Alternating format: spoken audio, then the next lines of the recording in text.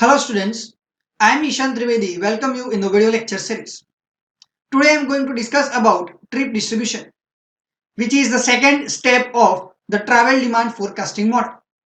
It comes after trip generation of the travel demand forecasting model. In this session, I am going to cover the trip distribution with its introduction, then methods of trip distribution.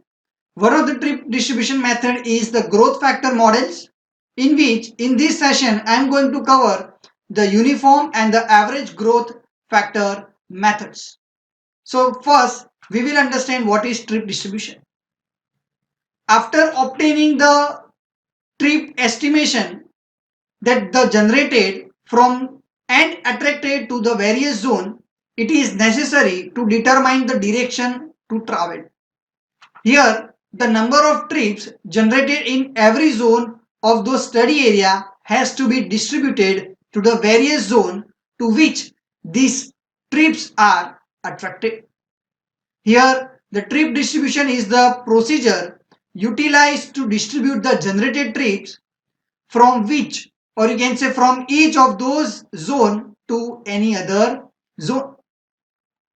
In a simple example, in your house, you have your working parents and inclusive of you, there are three members and three members are traveling to different zone.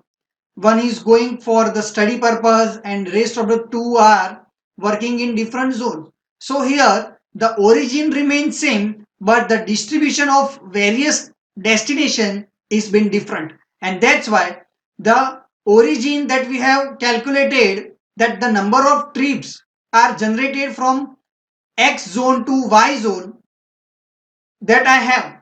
But how these trips are distributed among those zones and the areas, that we have to compute it, and this will be done in this trip distribution, that whatever the trips are generated between the zones, how they are distributed, and this will be done in this trip distribution. In this trip distribution, we will compute the trip distribution matrix. Here, the purpose of this trip distribution model is to distribute the zonal trip in order to predict the flow of trip, that is Tij, from each production zone I to the each attraction zone J. You can see here Tij. For example, you are residing in the zone 1 and there are three zones, that is zone 1, 2 and 3. If your mother is going for taking the vegetables, then it is of interzonal or within the zonal activity, that is the trip is being started in the zone 1 and end with the zone 1. If your father is working and if he is traveling from one zone to second number zone, then the trip is distributed between T1 2, then where T1 determines that they have started their journey from, you can see here, from zone. So I denotes where the journey has been originated, where J is the destination of the trip, and that is here it is 2, because the father has traveled from zone 1 to 2, so it is in terms of Tij, it is T12, you can see here. And if you travel from origin, that is zone 1 to the college or the school, then it is the destination 3 in that other zone, and that we call it Tij, and that is T13. So this is how our trip has been distributed, and that number is nothing but the summation of all those trips that have originated from zone 1 and distributed in the zone 1, 2 and 3. So furthermore I will discuss here the properties of those synthesized trip distribution matrix are described here, that I have illustrated. There are n number of zones and n number of activities which are involved, means n number of destinations are there.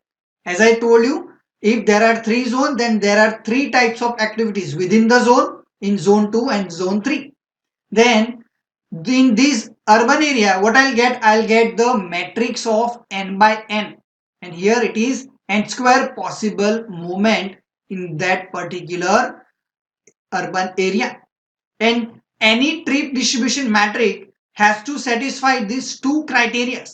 One, I've already told you, again I will tell you in the equation form, that is the summation of trip movement from zone I to J must be equal to the total trip produced from the zone I. So in zone I means where you are residing, your residential place is zone I, and where you have distributed the destination 1, destination 2 and 3, school or college, then workplace or any vegetable market. Then thus our three trips are distributed. Where here how you will find this distribution of trips? Here whatever the production of trips has been done, it is find out here in terms of these entries, and that is our row entries. Here you can see the origin zone, from zone, and the destination zone. Here it is written. Now our from zone, that is our origin zone, that we have Ti value, and I value denotes our origin and J value denotes our destination. So I have started my journey from zone 1 and it has finished in zone 1, then it is called T11 value. Here you can see T11 value. Here it is T11 value. Then if I start my journey from zone 1 and if it is ended in zone 2, then it is called T12 value. Similarly, if I start my journey, just wait for a while.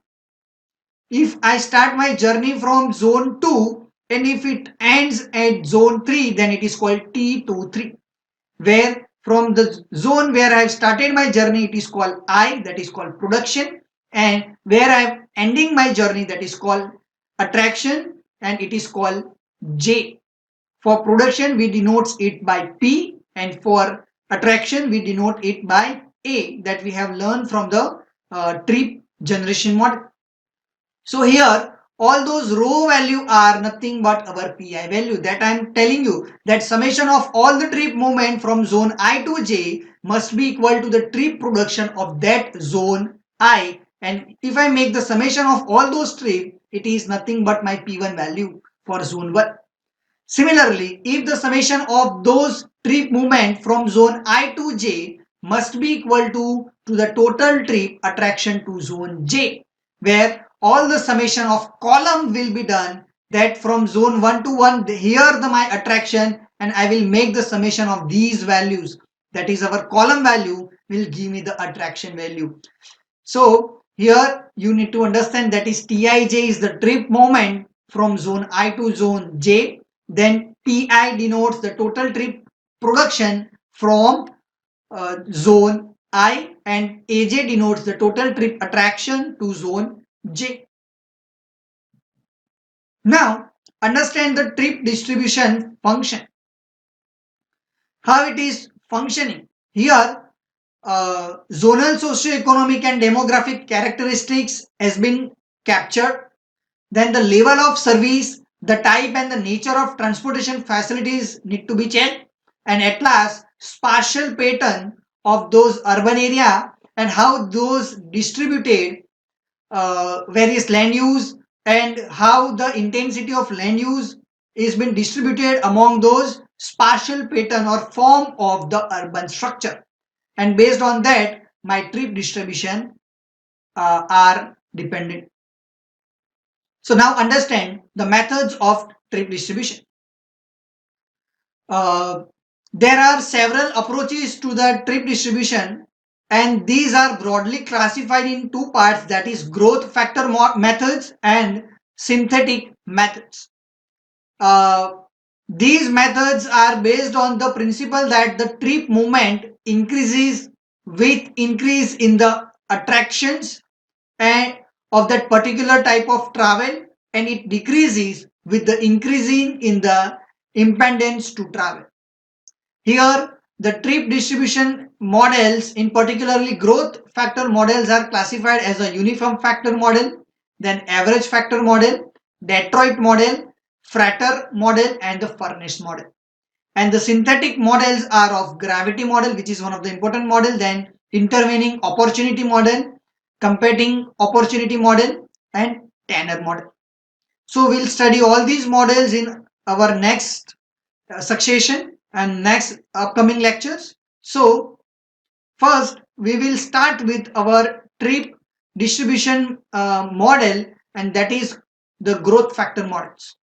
In growth factor models, uh, as I told you, there are total 5 number of models, that is uniform factor model, average factor model, Detroit model, Frater model, and furnace model. In the growth factor model, the base year trip interchanges are multiplied by the growth factor that we are calculating, and it is the yield of horizon year trip interchanges. Here it is given in this form, that is the general equation, that is capital Tij is equal to Tij into F. Here F denotes the growth factor and capital Tij is the horizon, or you can say futuristic number of trips that are going to be produced between zone I and zone J, and small Tij denotes the present value of those trips which are already generated from zone I to J, that is of present value, and capital denotes the futuristic value.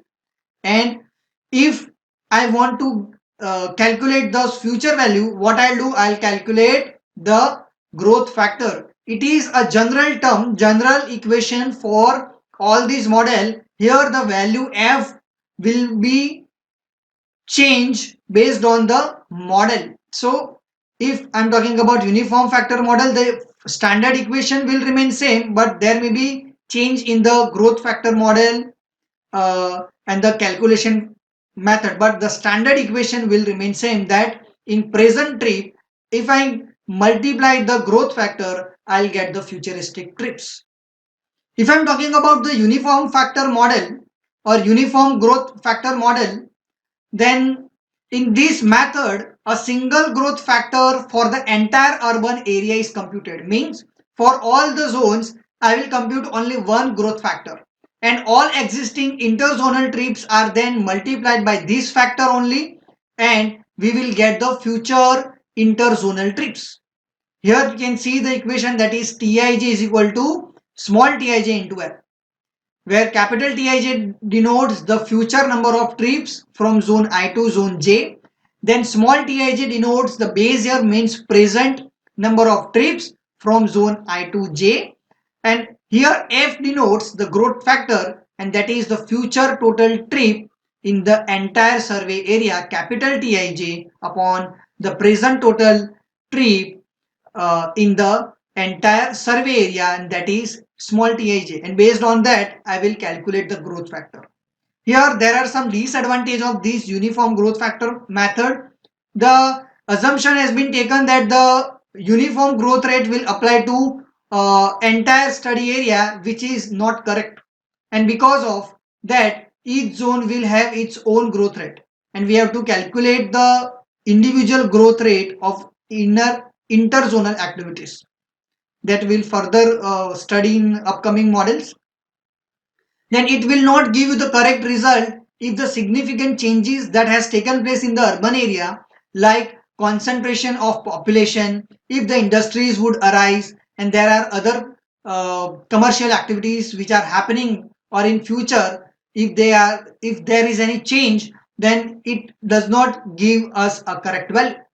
Then the method which underestimate the movements where the present day development in limited, and overestimate where the present day movements or development is intensive. Means when there is a lesser movement or limited development, there may be chances that there will be lesser movement, and that assumption has been taken. If there is an intensive development is there, then the value will be overemphasized and overestimation has been done.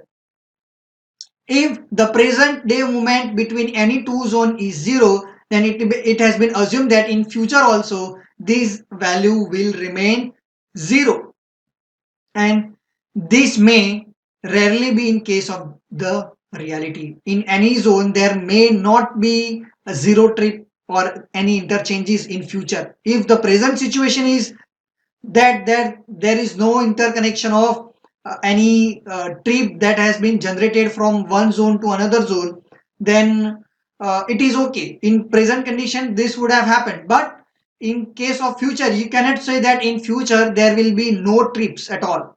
So here this model or this method fails.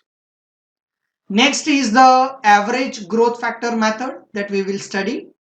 So in average growth factor method, uh, here I am going to take the account of fact that the rate of the development in zone are normally different from the rate of what we have computed for the urban area as a whole.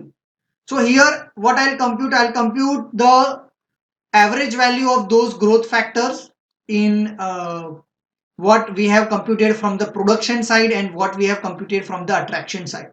So in this method, it is utilize a different growth factor for each zone to predict the interzonal trips. Here as equation has been given, that is capital Tij is equal to small Tij into Fi plus Fj upon 2, where Tij is the futuristic trip between zone I to J, then small Tij denotes the present trip between I to J, then Fi denotes the growth factor for zone I, and that is the futuristic production Pi upon small Pi, that is of present value, and for Fj it is growth factor for zone J, it is Aj upon Ai, where the future trip attraction upon present trip attraction.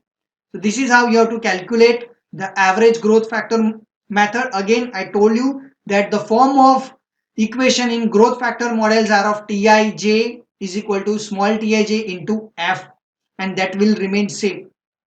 If I'm talking about the drawbacks, then there is no explanation of the movement between zones and the factors which are causing the movement in each zone. Here a large number of iterations are required uh, for the computation. Then if small Tij is equal to 0, then capital Tij also becomes 0 and there is no trip generation. Because of these drawbacks, this method is rarely used in recent time. So I'm ending this session here. I hope you have learned regarding the growth factor model and the average and the uniform growth factor method. Thanks for watching this video.